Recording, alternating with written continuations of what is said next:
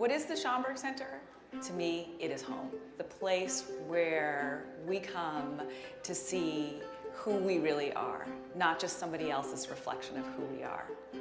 The Schomburg Center is a place of culture, it's a place of history, it's a place of knowledge. The Schomburg Center, to me, is a repository of all of the things that has documented our sense of worth as a people. For me, that means that it is a place of immense power. The Schomburg Center is a public research library and a cultural institution for the study of the Pan-African world. It is perhaps the best in the world.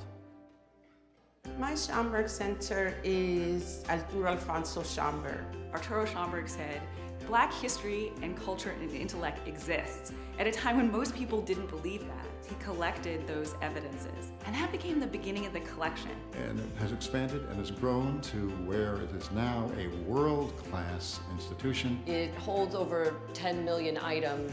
There's no parallel anywhere that brings to light what we as people of color have done, what we continue to do. Black culture is all of culture. The universals that animate everyone's life happen here for all people. The Schomburg for me is one of the center pillars of Harlem. When I started the journey of finding out about Red Rooster and Harlem, the very first place I went to was the Schomburg. Researchers from around the world come and use what we have here. I could not have written just about any of the books that I've written without the Schomburg Center's archives, resources. The Schomburg Center is much more than a library. We encourage lifelong learning and exploration. The Junior Scholars Program is a Saturday program with students from 5th grade to senior year in high school to help them learn about Black history and culture. Learning about my history is important because it teaches me who I am. The Schomburg Junior Scholars Program is going to do nothing but uplift them. So many talented and brilliant people have walked the corridors of this amazing institution over the years. From Octavia Butler to Toni Morrison and James Baldwin, Ella Fitzgerald, Alvin Ailey, and Harry Belafonte, who graced the stage in this room of the American Negro Theater. This place evokes great memories. It was a gift to us in our community to really try to find that space to reflect expressions of Black experience. I just knew that the environment, what I saw these young African Americans doing, was a place I needed to be. What is my Schomburg Center? I'm standing here at the Cosmogram, which underneath holds the ashes of the poet Langston Hughes. On the evening when this Cosmogram was dedicated, people began to empty out of the auditorium. A jazz trio struck up, and to my amazement, Amira Baraka went over and asked Maya Angelou for a dance. And they started to dance on top of the Cosmogram, on top of the ashes of Langston Hughes, and I felt what a fitting way to kiss the memory of Langston. The Schomburg Center is a research institute and a library, but it's so much more than that. There's something going on every day. So many amazing people come here to talk about their creative craft, to share what inspires them. The Schomburg Center's collections help to tell stories even beyond our walls. The Schomburg Center is here in this exhibition at MoMA, One-Way Ticket, Jacob Lawrence's Migration Series. We depend on the resources of the Schomburg to enable us to tell this story. Thinking about the implications of the past on the present is absolutely crucial for understanding the next steps, understanding what we have to do to go forward. We today have the responsibility of making sure that new artists and activists, new scholars and poets know that this place continues to be a resource and a source of inspiration for the work that we must continue to do. The Schomburg Center is knowledge. The Schomburg Center, to me, is education. The Schomburg Center is home, it is family, it is foundational. The Schomburg Center is inspiration. The Schomburg is with me in everything that I do. Community, inside and out. The Schomburg Center is us. The Schomburg Center is you, and we invite each and every one of you to find your Schomburg Center.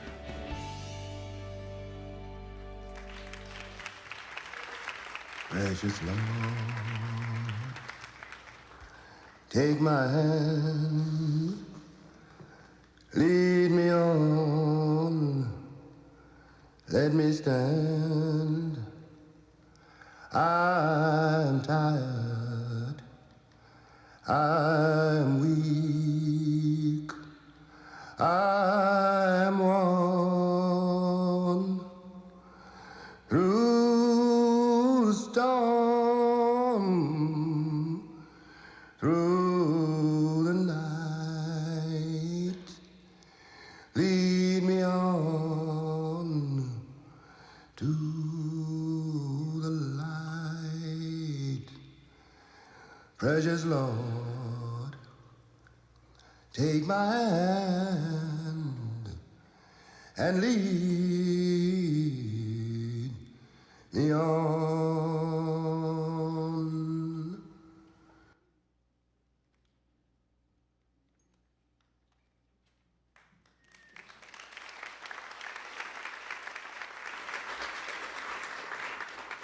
Good afternoon and welcome to the Schomburg Center for Research in Black Culture. We thought it was important to start with the sound of James Baldwin in this room. I remember the first time I heard Baldwin's voice singing Precious Lord. It was here when we announced the acquisition of his papers, and I got goosebumps then. I get goosebumps now. If you have never heard that rendition, I suggest that you find it. It just knocked me out. But I feel like it is fitting for this setting that we are in to celebrate this centennial birthday of James Baldwin. Please give that a round of applause.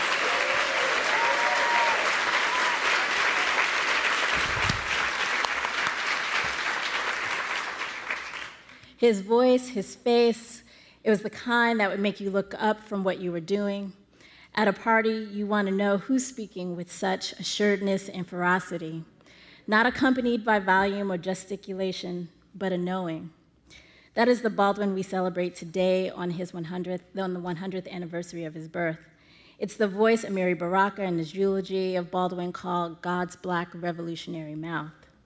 We are in Baldwin's Harlem, across from his birthplace, at his library, with the ability to go into his archives, into his papers, to understand his particular process, the ways in which he has thought about the world, the way he has thought about writing, and the way that he has thought about loving his people. By the luck of the draw, we are living in a time in which his writing has been preserved, speeches heard and transcribed, his process available to remind us that he was a man who understood his calling. In one of the films that he's featured in, he says, "What's important is that I am a survivor of something and a witness to something." Isn't that a reminder? Both survivor and witness. He said, "I'm much too proud to speak for my work. It will either speak for itself or it won't." Well, I look around, I think it speaks for itself.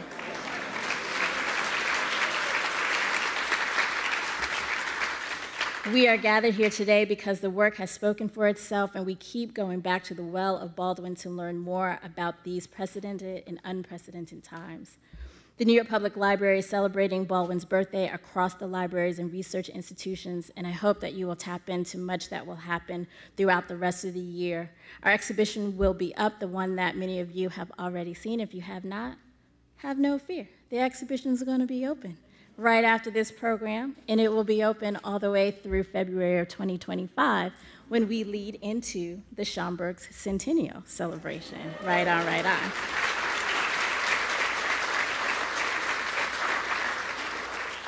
And just a date for you all to save on your own calendars: on October 4th and 5th, we are going to do a convening around Baldwin titled How to Build a Fire. So thinking about his words and how they can be used as kindling for our own fires, whether or not it's to soothe or to burn it all down, or just to keep us moving forward. With that said, next you will hear from Joy Bivens, who is the director of the Schomburg Center, who has the blessed pleasure, and or somebody may say, a cursed pleasure, to preside over Baldwin's centennial and the Schomburg Center centennial in 2025. And I say that because, we got to do it right, or I know y'all are going to be talking about us. After her will be Barry Brown, who is the curator of Manuscripts, Archives, and Rare Books Division, but also the exhibition curator for Jimmy, God's Black Revolutionary Mouth. Then I'll return to introduce you to our esteemed guests, Rhymefest and Yahdon Israel, who will be in conversation about the critical voice of James Baldwin in the use of popular culture to further elevate important figures and ideas. This program is supported by Critical Minded, an organization with the belief that engaging critically with ideas and images that surround us is a prerequisite for transforming our cultural landscape and preserving democracy. This program is supported, as I mentioned, by Critical Minded in collaboration with Golden State Entertainment. So please welcome Joy Bivens, then Barry Brown, and I will be back.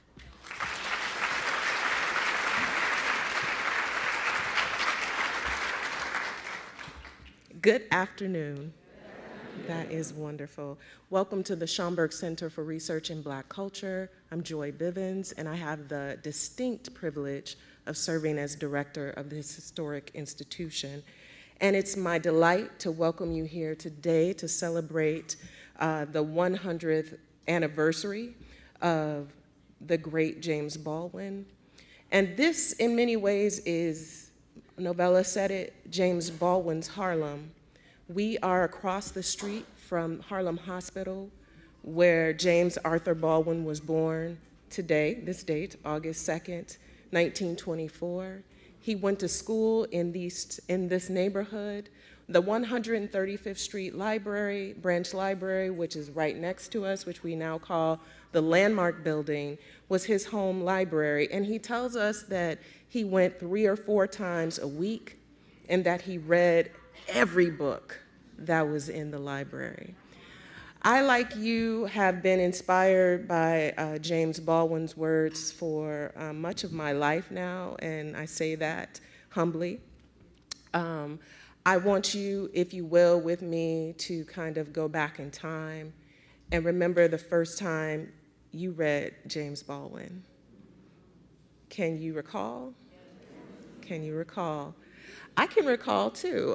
Sophomore year, Fire Next Time, and blown away, also because the fire, not just because of the words, but because of the reference to culture that I grew up with so much, that bound to a church, bound to a spirituality, bound to a religiosity that we both question, but that also saw us through so much. And so when I think about James Baldwin and why it's important to not just kind of remember his birth, remember the day he was born, remember his work, it is because of the ways in which he reflects our culture back to us, and the ways in which he reflects the richness and the depth of that which sustains us and which keeps us. And we here at Schomburg are more than proud, so pleased to be stewards of his papers, to be stewards into the future of his words, of the sound of his voice, of images of James Baldwin. And as we prepare to celebrate our centennial, we just want to join with you in celebrating what he meant to us and what he means to you personally, because he means something to all of us, and it continues to grow as we grow. So I want to thank you all for being here. I have the distinct privilege also to introduce you to the Curator of Manuscripts, Archives, and Rare Books, Barry Brown, who has done a wonderful job. And if you've seen the exhibition, I know you will agree, with her first project, first exhibition, Jimmy, God's Revolutionary Mouth. And while she says this might be her last exhibition, I know a good exhibition when I see it. So I want you all to join with me in welcoming her to the stage to tell you what she learned and what she hoped to share with you through that exhibition. Won't you join me in welcoming Barry Brown?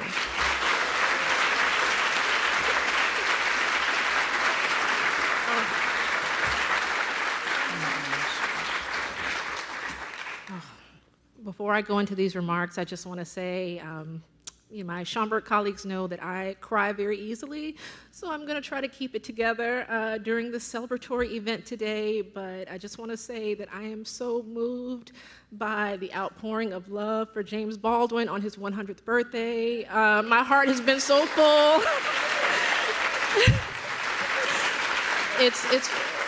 It's been so full. It's been so full all day, and I've just loved seeing all of your faces, interacting with the exhibition, but I will get into these remarks to be brief. So good afternoon, everyone. My name is Barry Brown, and I am the Schomburg Center's Curator of Manuscripts, Archives, and Rare Books Division, and I am also the curator of Jimmy, God's Black Revolutionary Mouth, an exhibition that highlights the literary career and legacy of writer, public intellectual, and activist James Jimmy Baldwin. The title of this exhibition was taken from the eulogy that poet Amiri Baraka delivered at James Baldwin's funeral on December the 8th, 1987. Baraka called Baldwin God's Black Revolutionary Mouth, which speaks to Baldwin's enduring commitment to radical truth-telling. Jimmy is one of 2 exhibitions at the New York Public Library celebrating 100 years of James Baldwin.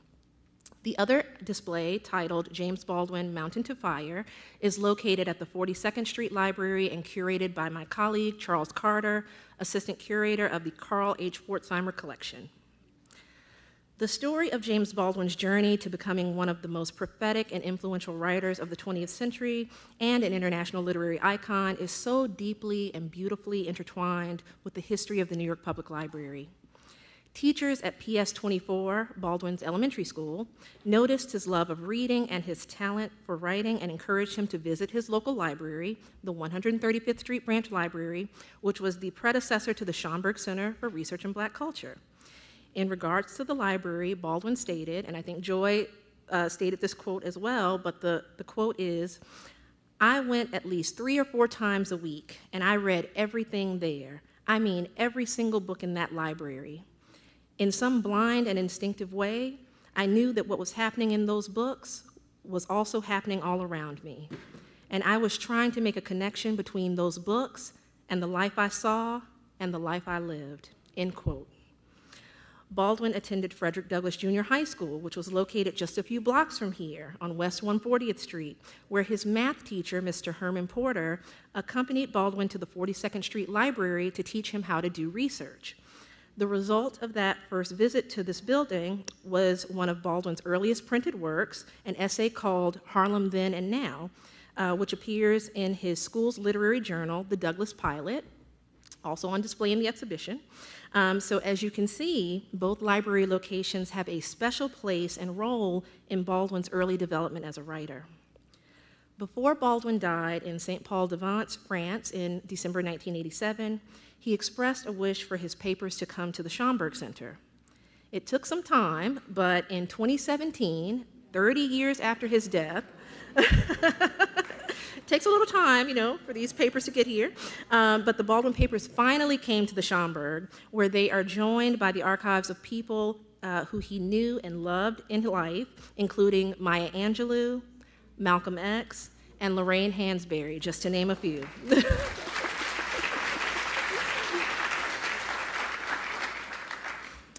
The Schomburg Center is extremely proud to be the home to Baldwin's archive of personal papers, and to date, it is our most heavily used and requested collection.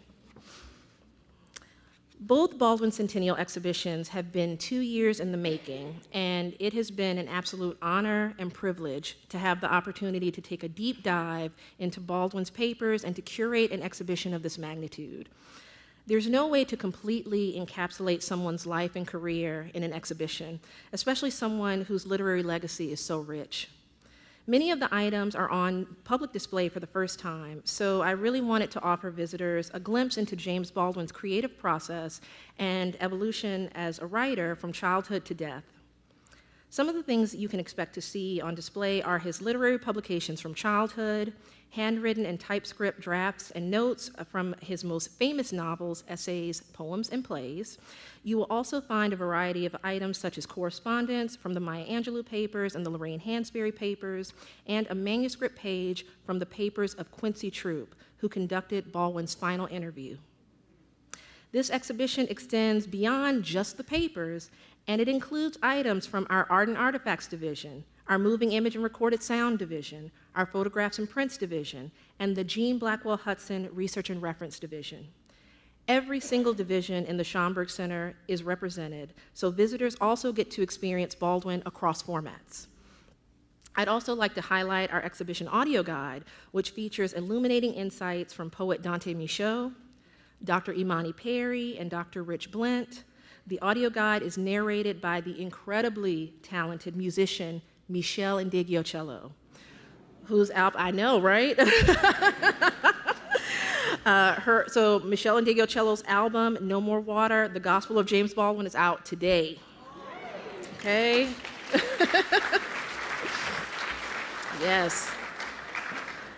As one of the library's most beloved patrons, James Baldwin Centennial is being celebrated across the entire New York Public Library system.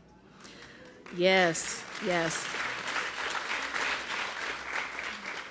So, in addition to the dual Baldwin Centennial exhibitions at the Schomburg Center and 42nd Street, branch libraries across the city are offering a variety of public programs, talks, neighborhood walking tours of Harlem and Greenwich Village, and a 4,000 book giveaway of Baldwin titles across 30 library locations. Okay, so run, don't walk, okay? Get your copies, all right? So again, what an incredible way to celebrate and to honor the passion, brilliance, and courageous spirit of James Baldwin. So before I close, this effort, it takes a village. So there are so many people that I want to thank. First and foremost, I want to thank the Baldwin family, especially Gloria, yes. Yes, especially Gloria Karifa Smart, Karim Karifa, Darlene Burnett, and Trevor Baldwin. I'd like to thank the folks at Canop Doubleday Publishing Group and Penguin Random House, the Schomburg Exhibition Team, Novella Ford and Laura Mogilescu, my other colleagues at the Schomburg Center, Director Joy Bivens, Chief Librarian Myra Liriano, Curator of Art and Artifacts Tammy Lawson, Curator of Moving Image and Recorded Sound Shala Lynch, and Interim Curator of Photographs and Prints Latanya Autry. I'd like to thank Emily Hoffman, Gina Murrell, and all of the librarians and archivists across the Schomburg Center who helped us pull items for the exhibitions, as well as our facility staff and our security staff. They do an amazing job each and every day, and I just want to thank them.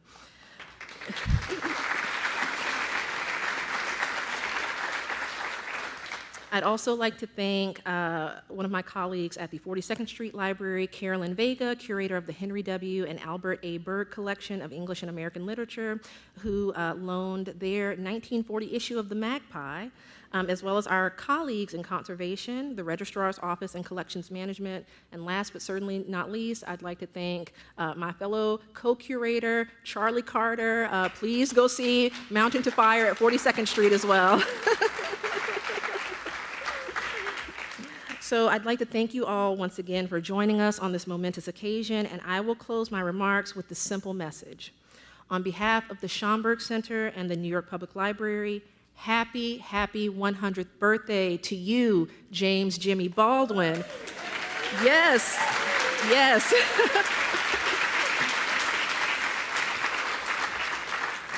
Who will forever be God's Black revolutionary mouth. Thank you so much.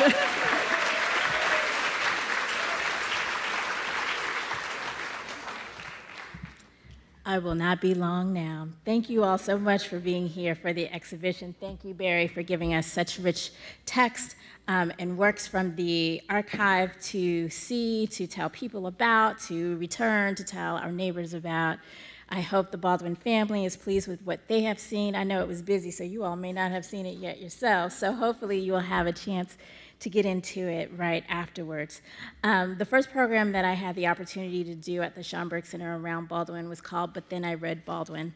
And some of the writers and cultural producers that I invited to be part of this conversation that I did not expect to be part of this conversation are in the room tonight. Folks like Ellery Washington, who read Giovanni's Room, Benilde Little, who is a writer that I have always adored, named her daughter after Baldwin and did a response to that and why she did that. Thelma Golden, who you all know as chief curator of the Studio Museum of Harlem, talked about her father's Harlem, Baldwin's Harlem, and her meeting James Baldwin at Smith College when she was a student there. We're going to provide some of the clips from that particular program. It was an all-day read, and we hope that this program continues in that vein where you're getting to hear from incredible contemporary artists and producers and writers and all kinds of scholars thinking about Baldwin, using Baldwin in their work, as we will get to do today.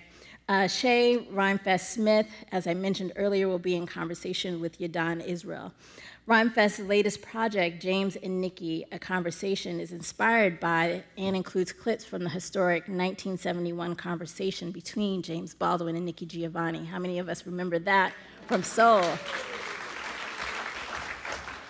As a recording artist, songwriter, humanitarian, and trailblazer, Rhymefest has shattered countless negative stereotypes in hip-hop. His creative contributions to culture have earned him Grammy Awards, a Soul Train Award, a Golden Globe, and countless nominations and accolades for his Oscar Award-winning works. Rhymefest considers himself a global citizen, partnering with organizations like the Abolition Institute as he fights against modern-day slavery in places like Mauritania. It's Rhymefest's belief that music should be used as a tool to heal wounds and bridge connections between cultures. We'll have the opportunity to hear a little bit from that particular project at the end of their conversation. Yahdon Israel is a senior editor at Simon Schuster and founder of Literary Swag. If you do not follow Yahdon and you are interested in how publishing works, he is a young senior editor at Simon Schuster who is really opening up, peeling back the layers and letting you get a peek behind what is the process so that you're not just looking at, oh, someone else published, amazing, but how can you do it too, and how can you work with folks? He has written for the New Inquiry, Lit Hub, Poets and Writers, Vanity Fair, and The Atlantic, to name a few. He teaches creative writing at the MFA program at City College, previously served on the board of the National Books Critics Circle, and as I mentioned, has founded the Literary Swag Book Club, which is a Brooklyn-based subscription service and book club that meets every last Wednesday of the month. I think you're going to enjoy this conversation as well as the performance afterwards, so please welcome Shay Rhymefest Smith and Yahdon Israel.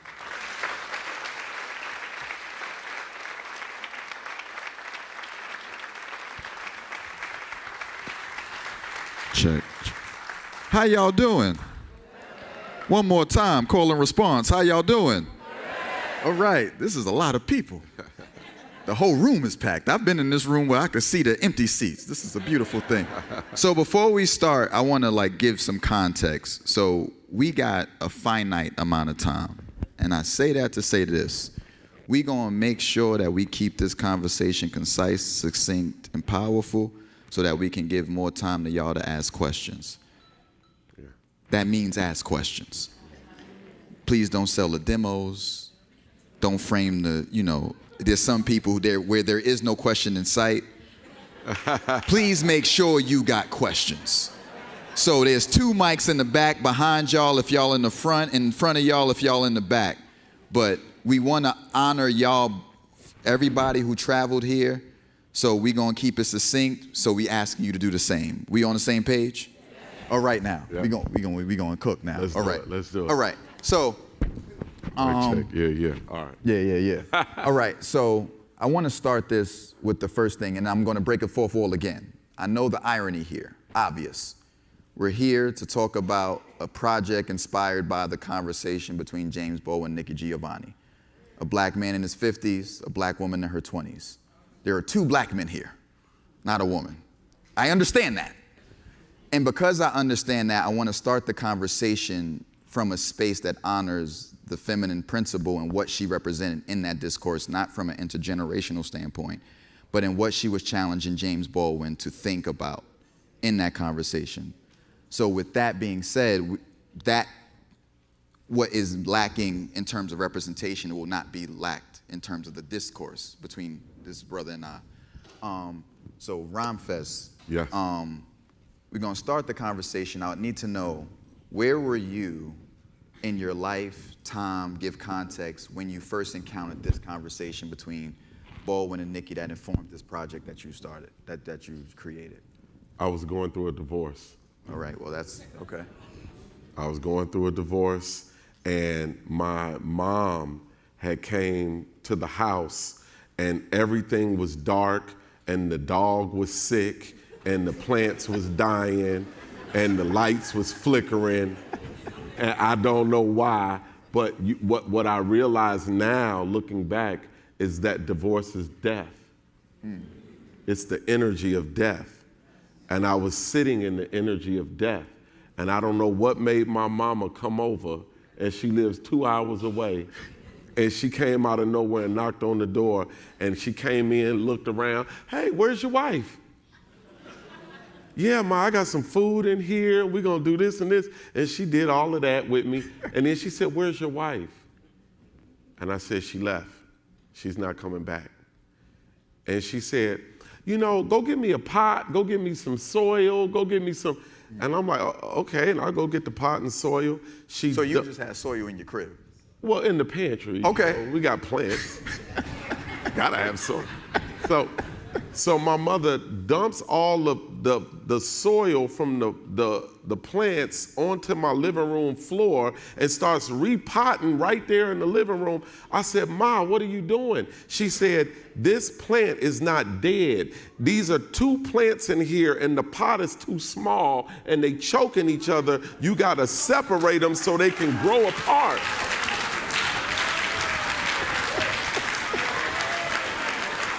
And repotted, those plants are thriving right now. All right. And I'm thriving, and and you know, the woman I was married to is thriving, and I don't use the word divorce, I use the word grow apart, because we don't have to argue to not be together. And so right at that time, I see Nikki saying, why don't you lie to me? You go to work and lie to him, you smile at him, and you know you scrolling. And I wasn't doing no doom scrolling. I was doing some living scrolling when I found that. And when I saw that, I said, that's what I'm going through. That's what my mama just showed me. Right. And the project was born. Yeah. All right. I don't know how this works. Do I ask myself the question? Because I asked you. Can you ask me the question so I can answer? Or is it? How does this work?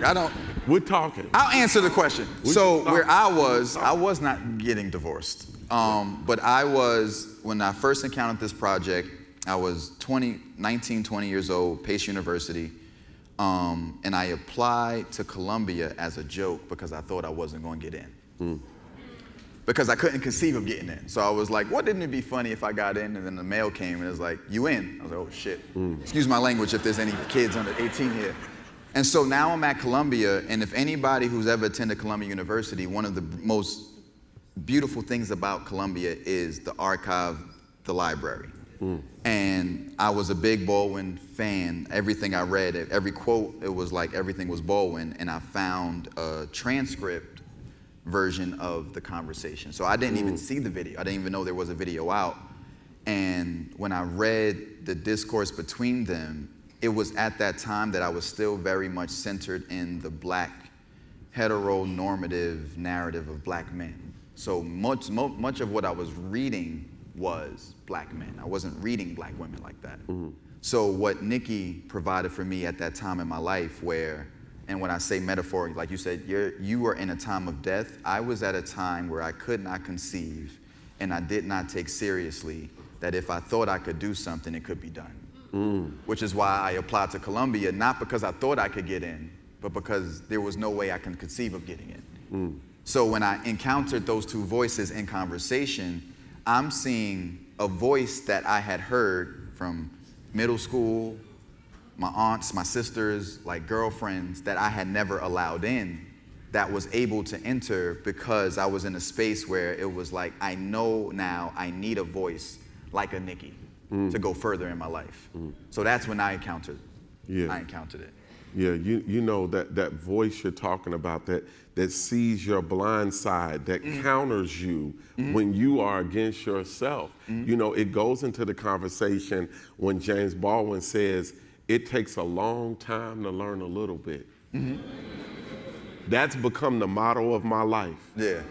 It takes a long time to learn a little bit. Right. And so, you know what that did was it allowed me to stop punishing myself for what I don't know. Yeah. Yeah. You know what I mean? Yeah. But dig in and yearn to learn. Yeah. So that's also what I appreciate about that conversation, and we're going to transition, it's not even a transition, but it's like an extension of how contextualizing your project within this. That was the first conversation when like Baldwin wasn't the star for me. I was so used to like Baldwin being the guy. And I'm reading this conversation and I'm like, yo, Baldwin on the ropes here. And not necessarily because she's smarter than him, but because she's asking him to stretch in terms of what he can imagine. So, you know what he was doing? Talk to me. I've seen Baldwin debate. Oh yeah. I've seen him do poetry. I've read some of the novels. That was the first time I ever saw him teach. Okay. And so when you got a 55-year-old man and a 20-something-year-old woman, and she's the new generation, it reminded me of all the rappers that I encountered today that do drill music in Chicago that tell me, you don't know what you did, the condition of our people, and they the first ones that got the idea about the black community. and I'm talking to him, and what that conversation reminded me of, he was transferring. Right. It was alchemy. What we saw was him take on the feminine, her take on the masculine, him take on the masculine, her take on the feminine. We saw husband, wife, sister, brother, artist to artist, teacher to student, and then the things switched because it was alchemy. We saw him as a teacher allow himself to be taught. Yes. And I've never seen that. Right. He allowed himself to be taught. Right. There was a part in the conversation where he says, you can't tell a man what to do, you have to suggest it. This Baldwin. She said, oh no. and she looks up to this guy. Oh no, that's your ego. I demand that you be a man. I demand it. I demand you be a man. And he says, okay, all right. And this was the first time to get Baldwin to encounter an energy for the first time and think on the spot about how to respond or how not to respond. Yeah. That was amazing. It taught me a lot about life. Yeah. And how to approach life. So I have a question for you on that front, right? One of the segments in the conversation, so now watching it, right, many years later, I think I was probably like a year before I became a father. So like waiting, I have a 5-year-old daughter now, but she was coming. And there's that moment in the conversation where Nikki is talking about the crib. I don't know how many people watched the conversation, but she's talking about the baby will sleep somewhere. Fuck the crib. It's about the baby. And Baldwin is like, but you gotta get a crib. You don't understand, the crib is everything. And at the time that I encountered that conversation, I was very much a crib man. I was like, the baby gotta get the crib.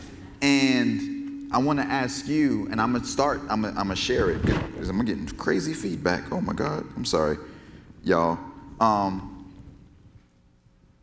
I'll share with you my crib moment, and I want you to share with me yours. So I shared this backstage, and I'm gonna share it here. So my daughter is like 5 now. In my crib moment, which I take to be a metaphor where you're emphasizing the things that don't matter at the expense of things that actually do. So my father was the kind of man, Marine, born in, his family from Arkansas, go through Pittsburgh, very much an entrepreneur, hustler. Anything I asked this man for, there was a job that came with it. If I asked him to go to McDonald's, I'm selling lemonade on the corner. And so it was very important to me to instill that within my child. Like, I want her to have a sense of hustle and that everything costs stuff. And one night, I think she asked me, I can't remember what she asked me, but it was something that I thought I was teaching her, this hustle mentality. And I was like, do you have money? And we did this like little sort of imaginary metaphor where I like she gave me money and then whatever. And then I'm washing her up that same night. And she's like, Daddy, do you want to play with me? And I said, hold on, Serenity, right now. I got to answer this text message. And she said, I have money. And I said, no. Because in that moment, what I thought I was teaching her, which is this survival hustle instinct, was I was teaching her subtly, or what she was learning, right? Because there's a distinction, is that what she was learning was that anything she wanted was transactional, right? And I realized in that moment, like, that's the fucking crib. Like, that's the thing we teach that we don't think we're teaching. When we're modeling that the crib is more important than the baby starts to look at the crib like, oh, if I don't have a crib, then I'm not a baby. Yeah. And so for me, what was your crib moment? Oh, that's deep. That's deep. Man, I ain't got no stories like that. All right. So, you know, in that conversation, when he was like, the baby's got to eat. Well, the baby's going to eat. No, I got to work. I got to go to work. And I got to smile at the white man. And I got to do a little dance because the baby got to eat. Now, it's hard to believe today that this courageous man, James Baldwin, who was black and gay, in the context of the time that he was in, where even black folk was like, you being uppity. Now, how could he not let go of capitalism? Yeah. He was courageous in every other aspect. And I find that today, especially with black men, we cannot let go of the idea of capitalism for a moment to dream a little bit higher. You know, people come to me because they think you ever have somebody come to you and they think they know what you want to hear? And they tell you what they think you want to hear? And so people come to me with all these business ideas, having no idea that I don't do business. I do value systems. I do ancestral talk. I do love. And every time someone asks me about a business thing, I say, okay, great, what's the love lesson in it? Because I realize that to ask that, it's like Neo, I stop time. Because that person has to consider what is a love lesson. And so, for instance, I never knew my dad growing up. I always said, my mom would drive me past his house and say, that's your daddy's house right there. And I always would say, I'm gonna buy that house one day and take my inheritance back. Because I was mad at him. And I wanted to buy his grandmama house just to show, I'll take your stuff, bro. And when I got an opportunity to do it and buy the house, I was sitting in a shell that I knew nothing of, and energy was coming at me all directions, and I didn't know who or what. My mom helped me find my father. When I found my father, he had been homeless for 30 years. I didn't even know my daddy fell in a hole. I was blaming him for something that wasn't his fault. We don't know our parents' journeys a lot of times. We just blame them. So I found my father in the alley, brought him back to his great-grandmother's house. We repaired the houses. We repaired our relationship. I healed my family 6 generations backwards and forwards because my children saw me have divine forgiveness and divine love. And now when my children were upset with me for how I treated their mother, they could forgive me in divinity. And in that, this thing we went through, I didn't have a lot of money. Somebody filmed it, got it put on Showtime, and I got a check. And I started realizing every time I do something to heal myself, I get paid.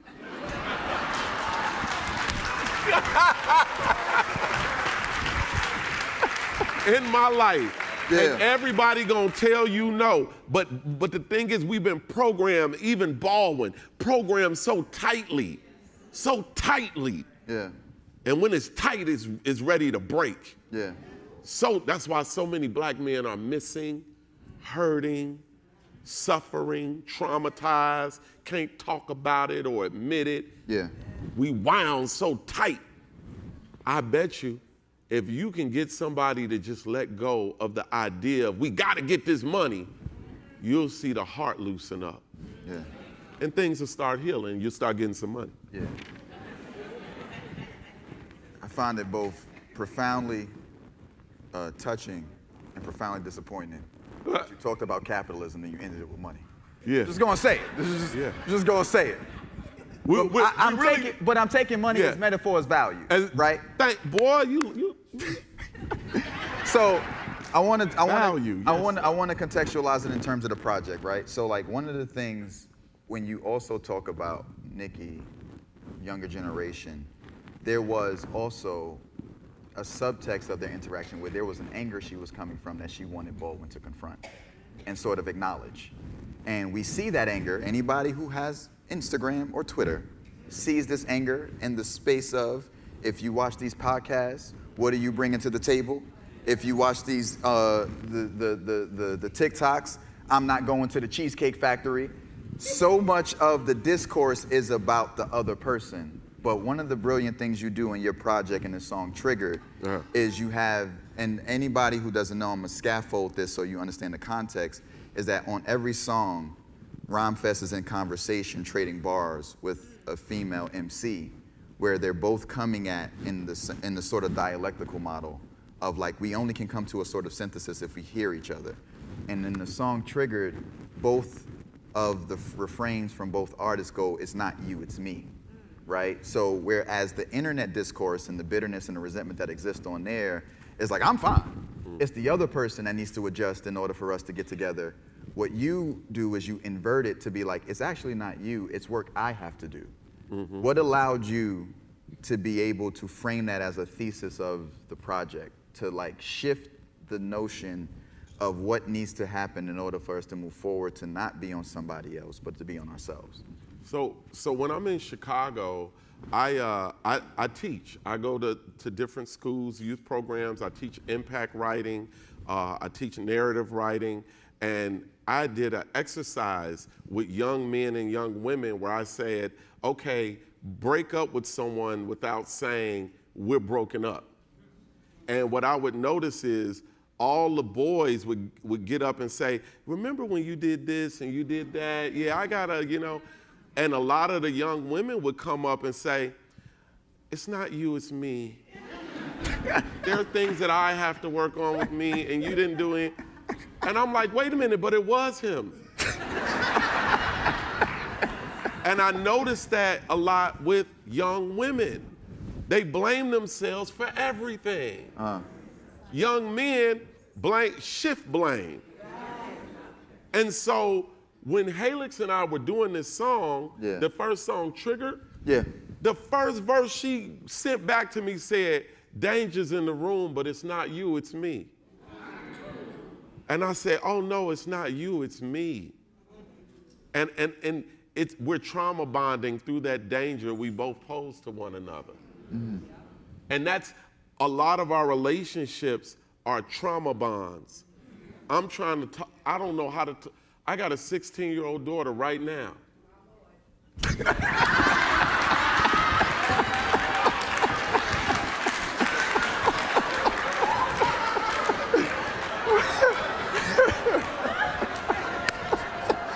I tried to make an album. I tried to, everything I get everybody else kid, when I tell my daughter, she like, you don't understand. And so, you know, I wanted to address the trauma bonding that happens between black men and black women, because James and Nikki did a therapy session in front of us all in that conversation. And we had to bring that back, you know, because the issue we have with our children is not the children.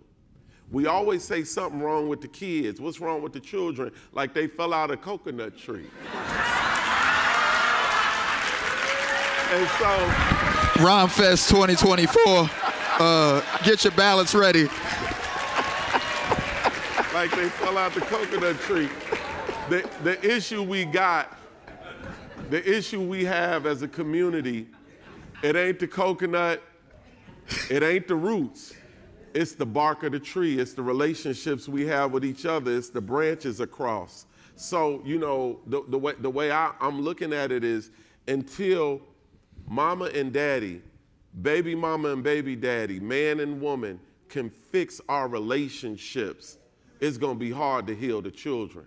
We got to learn to have grace, and that's what was exampled in that conversation James and Nikki showed us in 1971, how you can have disagreements and speak about it in grace one-on-one. Yeah, yeah.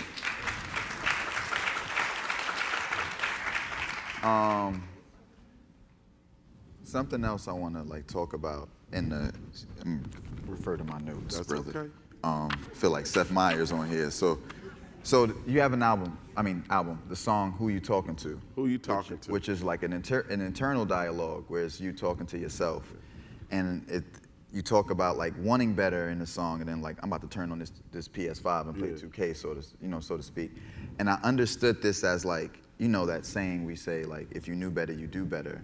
But the reality of the human experience is sometimes even when we know better, we don't act on the knowledge that we have, right? So I want to ask you, like, what for you enables you to act on the knowledge that I know I'm supposed to be here, but yet I'm functioning from here? What enables you to get from where you are to where you want to be? You got to fight with yourself every morning when you wake up, or you will lose connection with the reality of what's happening here. When you make a decision and you know you're about to make the decision that goes against what you should be doing, go hard. Go hard and accept it. Yeah. Because if not, you're going to beat yourself up, punish yourself, and still do the thing. Yeah. At least when I know that I'm about to enter into the wrong, I enter into it understanding the consequence, and I go for it. You heard the slow laugh. Like, I don't know if I'm supposed to be. I know it's uncomfortable, but Baldwin and Nikki would want you to be uncomfortable. And if you gonna make a decision, don't keep thinking about it like, oh, maybe I shouldn't do that today. You already did it. Yeah. The thought was the manifestation of the action. I don't know why we think our thoughts stay in our head. So when I say, you know, with the song "Who You Talking To," well, I say, what's in it for me? What's in it for me? That's the present me talking to the future me about how things used to be and where are you presently. It's like, you know, your future self is always talking to you about what you're doing right now, what you putting in your mouth right now. What are you eating? What are you drinking? Why are you drinking that? Oh, I was drinking it before I realized it was in my hand. And the future you talks to you about it. Yeah. You know that's gonna make our sugar high. Yeah, there's just one. Yeah. So, you know, why not put that vulnerability into a song? Yeah. Why not give that, and then tell, because I don't call them, I don't view it as having female rappers, I call them co-authors. Okay. The co-authors of this project, when it came time for, her name is Freddie Oldsoul, who's on the Who You Talking To song, she said, why are you making me think about myself like this? And she started talking about her journey to having 3 babies. Mm-hmm. And how she got to stop Netflixing and chilling with guys. Yeah. And how she had an opportunity to go to college, and she didn't go to college because she wanted to stay home and rap and be famous. Now she's afraid she's stuck at home rapping. You know what I'm saying? And when we started admitting it to ourselves, use your gift, use your art to tell yourself the truth. Mm-hmm. Your whole life will change. Yeah. You'll see it then. Yeah. On the subject of what you shared about like that pushing yourself and going harder, like something that I've ironically been navigating in my own moment is coming into this context of like there's this larger narrative of the soft girl era. Soft, right? Gentle parenting. There's a lot of language about soft, gentle, vulnerable, and I admittedly have had and am having an active difficulty with reconciling soft, gentle, all of those words against the upbringing that taught me that those things were liabilities and not assets. What I mean by that, me and my wife, we have this what is it called? Ritual. On Sundays, we have these difficult conversations. And in these difficult conversations, we express what's difficult for us. And one of the things that I acknowledged is like, I realized that growing up, Bed-Stuy, Brooklyn, that so much of the way in which we engage with each other is predicated on antagonism. Even how we talk about playing with each other.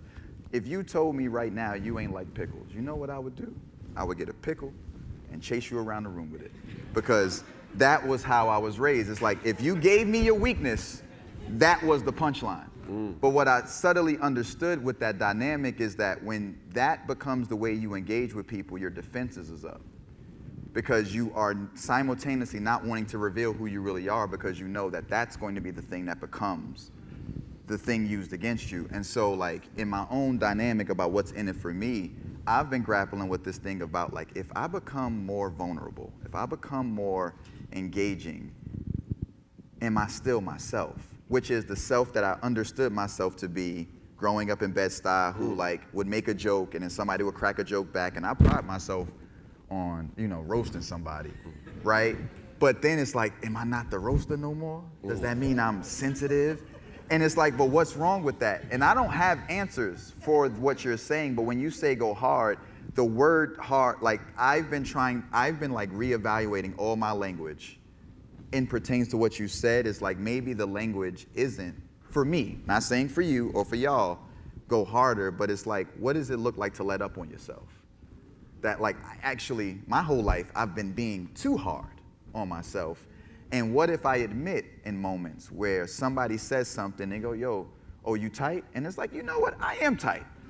That did hurt my feelings, but I don't want to look like the punk in the room. So I'm like, nah, I'm good. But then immediately I'm like, I'm about to hurt this person's feelings back as soon as I get a chance.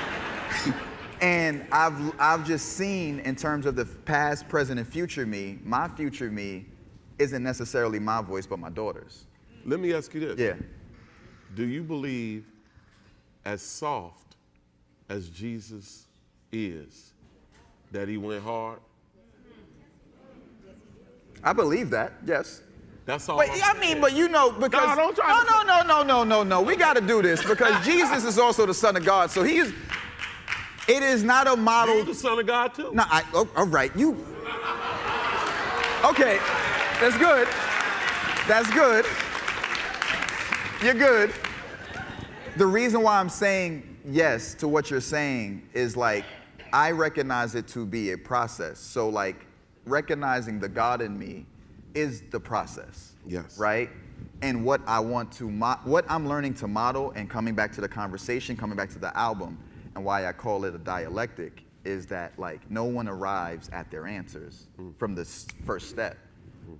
We have to work towards those answers if we ever are to come up with them. And something that I loved about, and I love about Baldwin on the page and when he spoke, is like, you saw a man, or at least I believe I saw a man who was grappling in real time with questions. Whereas like when I watch a lot of the content today, is so many people have answers for things. But what he was coming with was questions for things. And so what I mean by going hard is like, I get the language, the semantics is one thing, but I've had to, in order to change how I relate to myself, I've necessarily had to change the semantics in order to do something that, if I kept the language quote unquote hard, I'm still callous, I'm still rigid, I'm still taught. But if I say like, let up on myself, I'm able to like, you know what, I'm sorry. Whereas like, nah, you know what you did, it's, you got it. See, and when we talk about words, and that's what Baldwin, and especially Giovanni and Baldwin did so wonderfully, they would go into a word, deconstruct it, deprogram you from the word, and then just leave you there with it and say, now build it back with love. So, you know, if we're talking about, like for me, I just said, I don't do business. Well, of course, I live in this society, I do some type of business, but I just call it a different thing and go at it a different way, so that as I enter business, I enter it with a different perspective. Yeah. And then I do better business. Yeah. But for me to call it business puts me in the mechanical. Yeah. So I get what you're saying. Take away all language that puts us in the mechanical, and then add language that puts you in a flow. a flow state, not like a rote, like A plus B equals, yeah. Yeah, because all of that was built to trick us against us anyway. Yeah. And so I see everybody, you know, on the internet like, so now what you got to do is take the money and put it in this and then do this, brother, and get you some Bitcoin. And it's so mechanical. I can't understand none of that. I will never be good at that. Yeah. But when I flow, everything works out. But you know, the flow, it takes faith. And that's what I think a lot of us, we used to be the best at leaning into the unseen. We have become like our teachers or like the enemy when it comes to leaning into the unseen. That was our superpower. And I believe that's what James and Nikki and all of their writings were teaching us. You know, there was one part where James Baldwin said, we are 100 years ahead of our time. And Nikki Giovanni said, then how are we supposed to live? And then he took her to the past and said, sweetheart, the ancestors taught us how to do that. Lean into the unseen. I think with that, I want to open it up for the questions. I think that's the perfect transition for questions. I want to say it again. Questions. Talk more? You want more? Okay. Well, as people are gathering, I think one of the things that is, I would be remiss if I did not bring up, I think sorry y'all, if y'all could just, one of the things that when I look at Baldwin's legacy, and I want to honor his legacy, particularly on his birthday, 100 years, one of the things that made me incredibly sad about his position, not just in that discourse, was that when I look at Baldwin's being able to live his full truth out loud, he had, in order to survive, had to navigate under the pretense of being a heterosexual black man. And I think about the people who are in this room whose relationships and interrelationships are with black women or maybe with black men, but maybe with other black men and other black women, is like what we could have benefited from equally if the world was able to make space for the fact that what he was navigating is different than what you and I are heterosexual black men are able to navigate. And so I'm curious for you, in terms of like when we talk about like that imagination, that faith, what language do you have for yourself that enables you to see what that Baldwin worked from a faith principle, which is why he was able to, even though not being a heterosexual black man, was able to inhabit the space and advocate for a space he had not been in.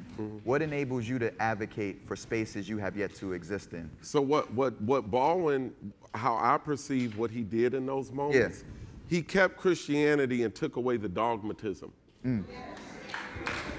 Like what he say? He said, what we did with Jesus, baby? Hey, we turned that cat out. We turned that cat out. Yeah. He took away what some people think are the rules of a thing and kept the spiritual principles. And so what that taught me now is don't be extreme. Don't be an extremist. Right. We're in a world of extremism right now. Yeah. And so if we learn, it's never good to take a Malcolm X or a Baldwin or a King, and you know, when I first read the biography of Malcolm X, I'm out here with the bow tie like, and the white man in the Ballad of the Bullet, you know, and then you don't realize you're not supposed to repeat it, you're supposed to pivot forward. They already cut the trees down and made the path, and we're supposed to walk the road until it's another part to cut the trees down. And so what I got from it, brother, was, you know, I grew up with Kanye West. I grew up in a situation where we were all on the south side of Chicago and one of our friends became a billionaire and became kind of extreme.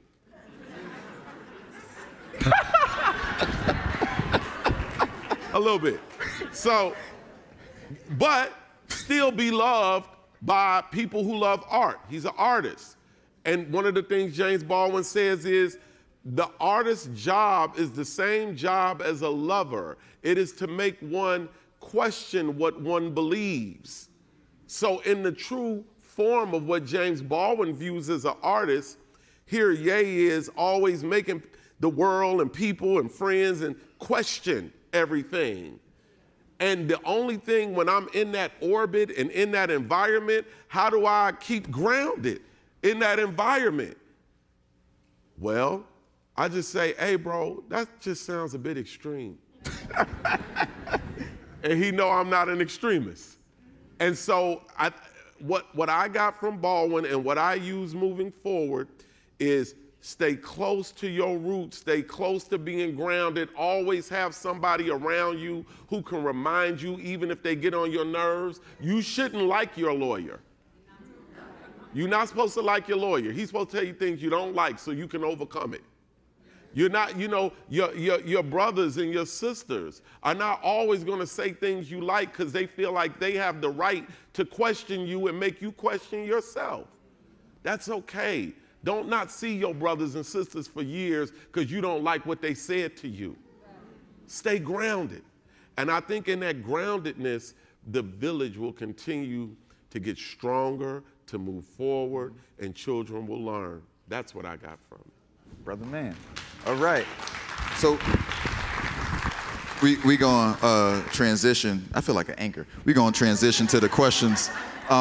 Brother right there with the Panama hat, how you doing? I'm doing fine, thank you. And I do have a question. I just want to say just real briefly. All right. I got you. First of all, the first time I saw Ellis Hazelip Soul with James Baldwin, Nikki Giovanni, I was probably 8 years old in Oklahoma. That's where I'm from. And so Maya Angelou says, love liberates, it doesn't bind. I'm bringing that together. So James Baldwin, to me, liberated many of us in the Black gay community. His work, reading his work, it empowered us to do many great things. And so when I go back, and I'm going to just ask a question about the 2-hour segment. I didn't really see it the way you saw. I saw James and Nikki's conversation. He understood what she was saying, but he was taking a perspective on it in those 2 hours, because it was 1 hour, they had to extend it to a second hour. Yep. It was so powerful, but he was taking that perspective of this sort of feminist, womanist man that he was at that time period. I think that he knew what to say, but they were having a conversation like he had with Margaret Mead on Rep on Race. He was having that same Rep on Black Love conversation with Nikki. So my question is... There we go. There you go. From that 2-hour segment, did you in any way get that he was really more of a feminist and womanist? Did you get any of that out of there? You want me to? Yeah. I think that, to your point, is like, that was why I said towards the end that was the hard part about Baldwin's entire public space, was because he was in his identity such under hostile attack. Like, you had like Elridge Cleaver, who in his essay, the first thing he went to was his sexuality, right? And that was in response to him writing an essay about Norman Mailer. So you got to think about the irony of a black nationalist attacking Baldwin for critiquing a white literary figure, right? And anytime people wanted to, quote unquote, pull Baldwin's card, they went to his sexuality. They couldn't talk about the writing because it was flawless. They couldn't talk about the novels because they were hidden. So they went to what they felt was his weakness. And it's not the fact that they went to it, but it was the fact that they knew they could go to it. What informed them that of all the things that they could say, that was the thing to go to? And so the reason why I wanted to contextualize it, because it's easy to say, well, why didn't Baldwin? If anybody has, I don't know if the Schomburg has this, but if anybody has access to the Last Interview series, and there's a Baldwin series of the last interviews, there's one interview where there's a younger gay interviewer who's like literally like trying to drag Baldwin through the mud about like, why didn't you do more for us? And Baldwin is like, you do not understand. It was 1940. To be black was too much, right? Like,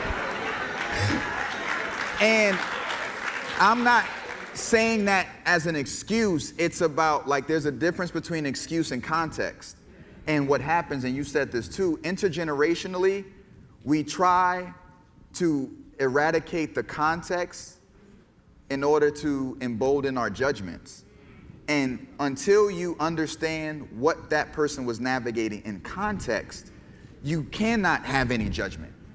Because if you were Baldwin, which few people were Baldwin, even James Baldwin had to apologize to Richard Wright for Everybody's Protest novel, because he was like, if I knew what it was like to be the HNIC, I would have never wrote that essay. Because the whole point of that essay is like what the establishment does is they send another one of us that look like us to come for our heads. So it was like, I didn't realize I was conspiring to help the larger project of white supremacy. So I say all that to say to your question that, like, in context of the conversation, I understand him as serving a role, which is why, like, we're all here, because what he really, to me, symbolized was the ultimate sacrifice of what it means to know that there are parts of yourself that will never be seen and still insist that we see each other. And currently in this cultural moment, it's an inverse where until you see me, I'm not gonna see you, right? And so in that, if you're talking about interrelational relationships, so much of what couples therapy is about, which I've been in for like multiple years now, right now, everything comes down to one sentence or one question. Do you wanna be right or do you wanna be in a relationship? And Baldwin could have, in any given circumstance, even in that conversation, he could have been right. But what he chose to be in conversation with Nikki was in a relationship. And to that point, and it's a very good point, because I'm a heterosexual male, I also realized he was a chameleon. He was whatever you wanted him to be, and he played all sides of love in that conversation. So even with Nikki, he would defend the masculine of what the masculine was in the 60s, and even brought her father into it to talk about her father. And she said, look, my father's okay, but I wouldn't want to marry him. And he's like, okay. So for me, I see what you're saying about the womanist that he was, but he was doing poetry, and he was playing all sides of Black America in that conversation. Yeah. Question on this side. To me. Thank you.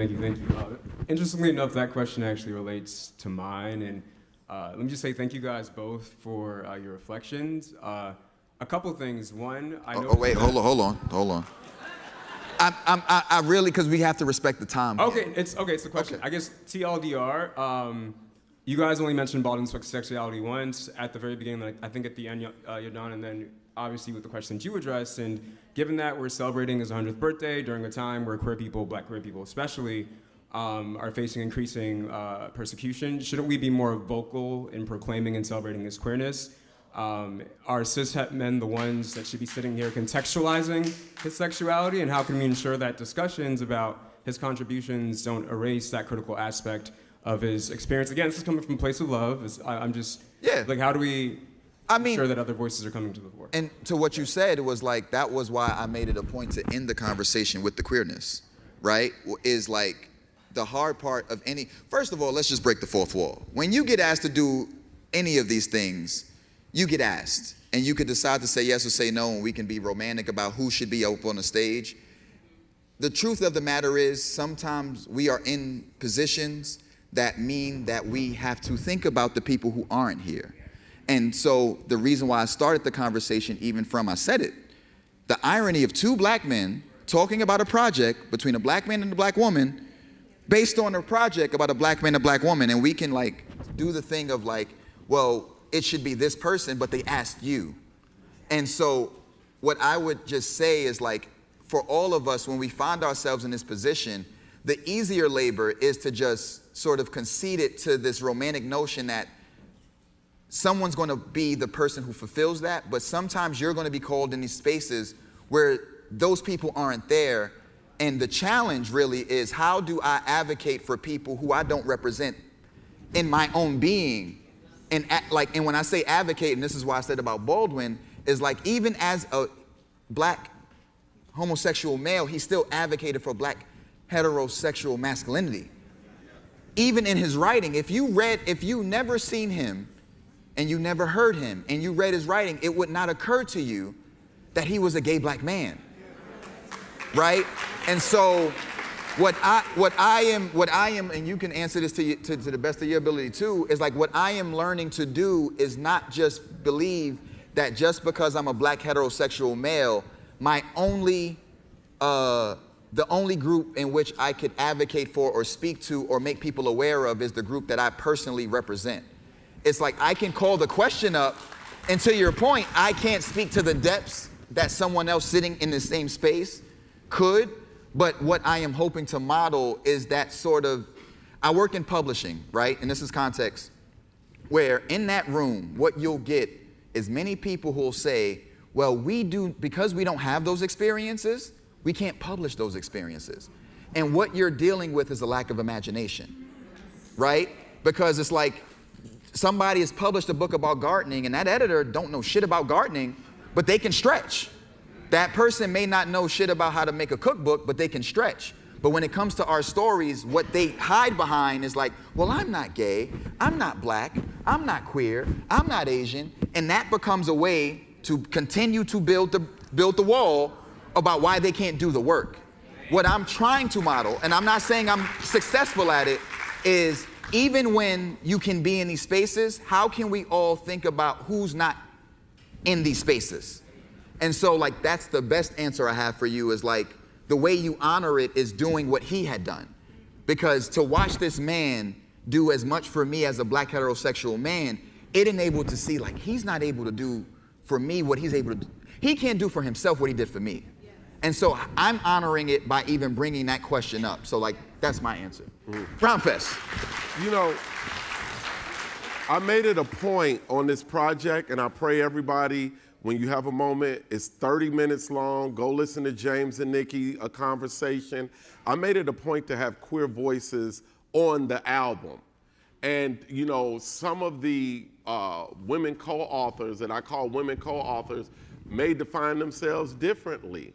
And you should go learn who all of these people were who featured on this project. Say the names, say their names. So for example, it's a woman named EP the Hellcat, who comes from the queer community. But what's interesting about EP, she'll say, hey, call me sis though. You know what I'm saying? So she defines herself as a woman, but she's of the, gay queer community. I'm still, as an artist, that came up in the 90s, I'm still learning. And so what I pray is for the grace and the space and the teachers and the audience to teach me, because I am still learning about how to advocate, how to speak for something that I don't embody in myself, but I am willing to build community with. You know what I mean? So, in this project, I was open to it. In this conversation, I'm open to it. And it's still a learning journey for me. And I pray that, as we build in values, that we can be graceful with teaching one another. Last question on you. Is this on? Hello, my name is Karen, but I promise I'm a nice one. You don't have to be. You said some beautiful things, and I'm coming from the space of a young 20-something. I'm an actor, and I also have the privilege of teaching writing and theater. And you said something about use your art to tell the truth and to build it back with love. And what do you have to say as a feminine woman teaching not only black women, but young black men, and in the creative space of writing and discovering their truth? What advice would you give to someone who knows a whole lot but also knows nothing at all and is trying to teach the next generation how to be unabashedly themselves through the work of Nikki Giovanni and James Baldwin and everyone? How do we include that in the conversation?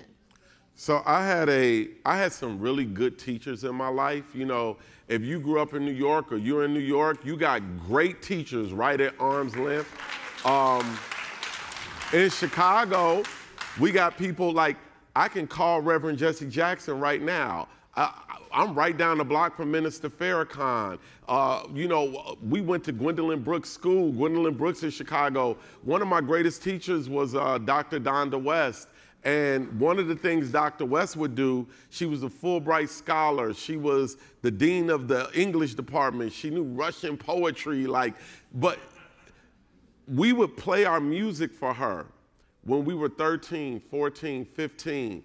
And some of our music would have stuff about how much dope we sold, how many women we had sex with, how many people we shot. And I'll never forget Dr. West. Shot somebody? She said, Rhymefest, did you really shoot all those people and sell all those drugs? And I said, no, that's how you get on the radio. And guess what? What these kids are dealing with now with their gift, we was dealing with that 30 years ago. It hasn't changed. So Dr. West said, if you and my son and all your friends, if y'all ever make it, she said, and you make it talking about you sell drugs, you're gonna have to be a drug dealer for the rest of your life. Because that's the character that you're saying. You're gonna have to be a shooter. Is that what you wanna be? I said, no, I just wanna be on the radio.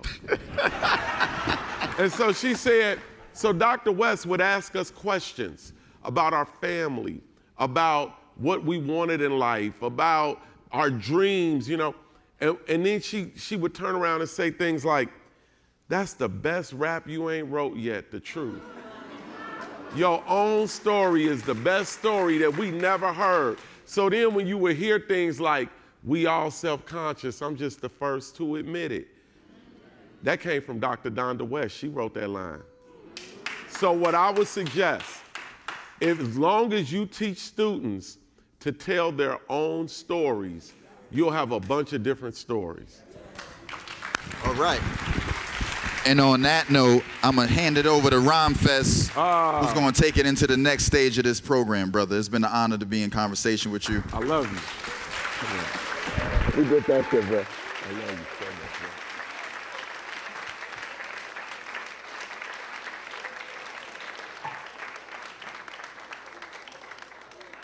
So, I'll tell you all one more story about a song that I wrote that was not a song. And my brother called me up because he was doing a film, making a movie. And he said, I want to do a song about the civil rights movement. I said, oh, I write raps. They wasn't rapping in the civil rights movement, bro. You might. He said, no, we not rapping. We're going to do a prayer. Because when you write prayers, prayers are songs. And when you write a prayer, you're also manifesting. A prayer doesn't just have to come from something 2,500 years ago. You can do a prayer right now. And I said, well, what do we want to manifest with this prayer? And he said, man, we want to get the untold stories of the ones who left us too soon. So we prayed, and we asked James Baldwin. We asked Nikki Giovanni. She's not gone. We asked Medgar Evers. We asked Trayvon Martin. We asked Mike Brown. We asked all of the ancestors to give us their stories. Give us your story. And we started to come up with lines that just came through us. And when it was done, it was glory. Let's go. Rosso. One day, when the glory comes, it'll be ours. It will be ours. It'll be ours. And it can be yours. Oh, one day. One day. When the war is won. We will be sure. We will be sure. We will be sure. And this is the prayer we we'll wrote. Cry glory. Glory. Oh, oh, oh. Glory. Glory. Glory. Yeah. Glory.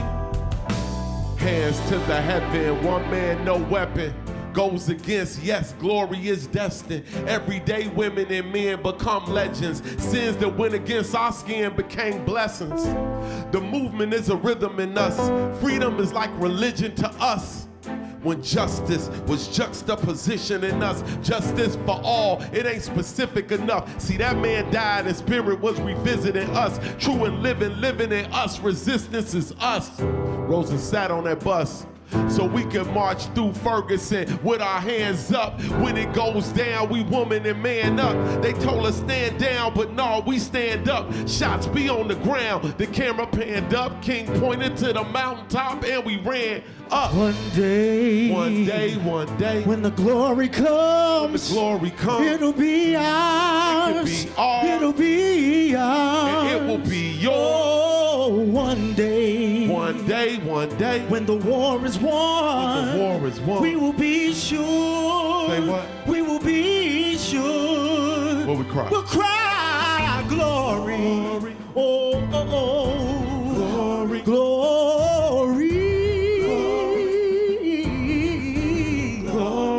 Say what? Now the war isn't over, and victory isn't won. We'll fight on to the finish, and when it's all said and done, what we cry? We'll cry glory. What we cry? Oh, glory. Wait, what we cry when we cry? Glory. What we cry when we cry? Oh, glory. What we cry when we cry? When we cry when we cry? Oh, glory. What we cry when we cry?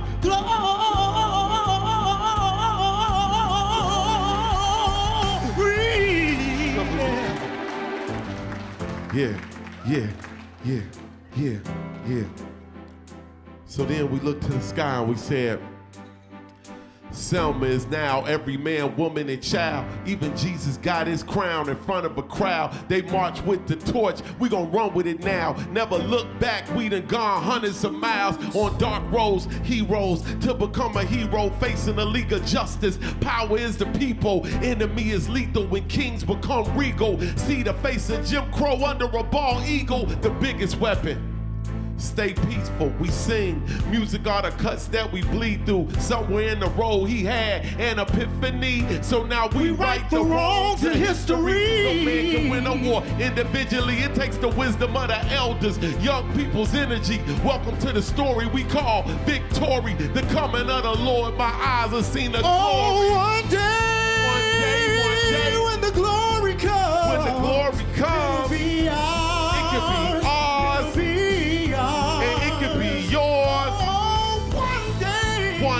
One day, when the war is won, we can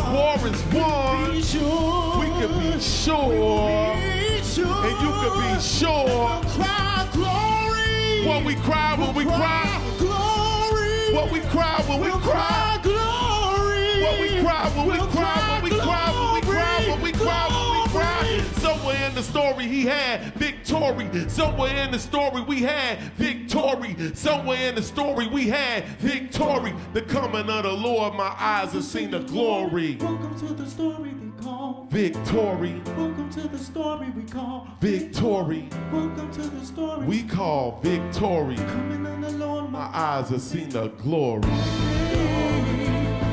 When the glory comes, it'll be ours.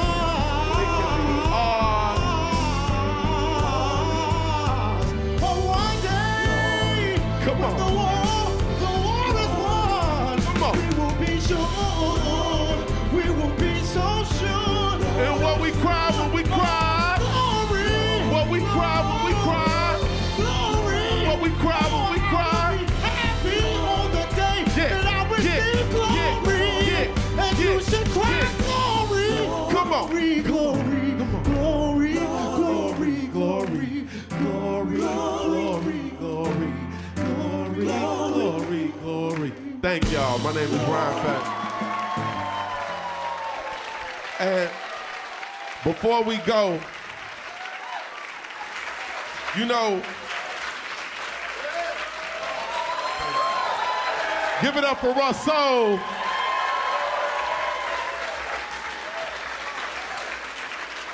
You know, Maya Angelou says, words are real things. They get into upholstery, the walls, they get into you. Be careful what you say. Be careful what you let people say around you. Everything that you say is coming to find you. Words are real. Look up. They right behind you. Be careful of the verbal magic. Yeah, you will attract it. Your mind is a mouth. Your mouth is a magnet. Mac Miller's last album cover was a casket. I can't judge. I can only imagine what was going through Pac's head or Big's head when he said life after death and now he is dead. I'ma get rich and live trying, eat well and lift iron. You fresh to death, I'm death defying. Wow, people talking so loud till the boys pop out. Jerome's in the house. Watch your mouth. I love y'all.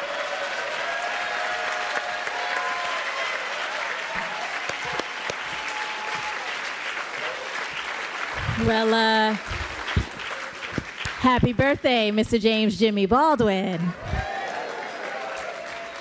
Thank you all so much for being here to help us begin this celebration here at the Schomburg Center of James Baldwin's 100th anniversary of his birthday. I hope that you all will have a chance to we have some free books to give away. They will be in the lobby while supplies last. I don't know anybody saying it.